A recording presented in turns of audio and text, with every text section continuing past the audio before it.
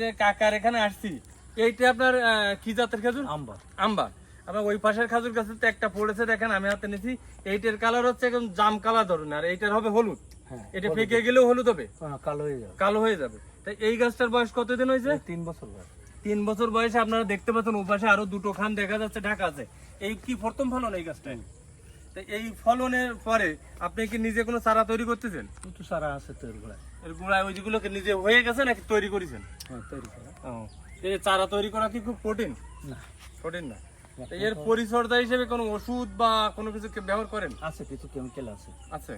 আচ্ছা, সেটা আমার হলো ওই আমার একটা ফেসবুক পেজ আছে, হ্যাঁ সৌদি খেজুরের বাগান যশোর। হ্যাঁ। ওই পেজে নিয়মিত ফলো করবেন।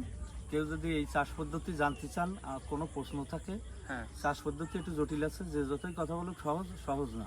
এর কমান কিছু ট্রিটমেন্ট আছে, সারা বছর করা লাগে, সেগুলো তো যত্ন নেওয়া লাগে। হ্যাঁ হ্যাঁ, সেই অ্যাডভাইসগুলো ওখানে দেওয়া আছে। এবং বিচিত্র কিভাবে চারা তৈরি করতে হয়, চারা কিভাবে রোপণ করতে হয়, চারা কিভাবে সরাতে হয়, তারপরে এই গাছের যে চারা আছে, গাছের গায়ে যে চারা দেখতেছেন, এই যে অফশুট বলে, হ্যাঁ এর দেখছি তো বোগ। একটা গাছের গোড়া একটা বোগ হয়ে গেছে, এবং বোগ, ও পাশেও আরেকটা আছে। আছে, হ্যাঁ। এইগুলো কি রোপণ করলে হয়? এগুলো হলো মায়া গাছের থেকে নিয়ে রোপণ করলে মায়াই হবে, পুরুষ গাছের থেকে নিয়ে রোপণ করলে পুরুষই হবে। আচ্ছা, আপনার বাগানে যে 40টা গাছের মধ্যে পুরুষ গাছ কোনোটা আছে যে পুরুষ গাছ আছে, অনেক পুরুষ গাছ আছে। তো ওটা কি মানে কোনো খান নেই মুহূর্তে নাকি? না, ওতে থাকবে কেন, ওতে হলো ওর পাউডার, ওর খান কাটিয়ে পাউডার নেওয়া লাগে, আস্তে আস্তে শুকায় যায়। এই গাছটা পুরুষ গাছ, এই বছর আমার একটা পুরুষ গাছ ইয়ে আসছিল, কাঁদি আসছিল, এই পুরুষ গাছটা 4টি কাঁদি আসছিল। এটা কিন্তু আমি যে নিয়ে পাউডার নিয়ে ওদের পরাগায়ন করা, এই যেটাই খাদি দিল নমুনা। এখানে ছিল, কাটা ছিল। তাই এই গাছটা থেকে যে নতুন চারাটা, এও যদি নেয় তাও পুরুষ চারা হবে? অবশ্যই পুরুষ হবে। তার মানে এটা খুবই একটা চমৎকার বিষয়। বিচের চারা পুরুষও হতে পারে, মেয়েও হতে পারে। বাট হলো বিশেষ চারা, গাছের চারা, মেয়ে গাছের চারা মেয়ে হবে। কাকা এই জায়গায় একটু আসেন। এই যে গাছের নতুন যে পাতা, এগুলো কি এমনি কোনো সমস্যার কারণে এরকম বাঁকা হয়েছে নাকি? হ্যাঁ, তো ছোট ছোট এরকম হয়। বাধা পেয়ে এরকম বাধা হয়ে গেছে।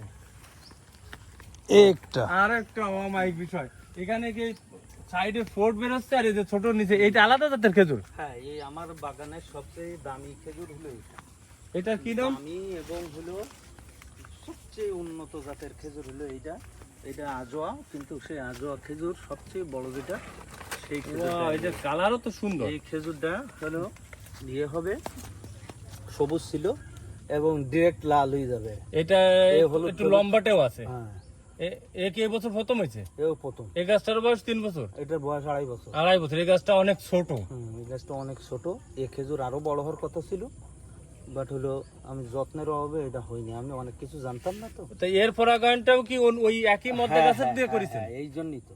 সেই বিষয়টা হচ্ছে, এই একই জাতের প্রজাতির থেকে যদি পরাগায়ন করা হতো, তাহলে এর ফলনটা মানে একটু বেশি হতো। বেশি হতো, হ্যাঁ।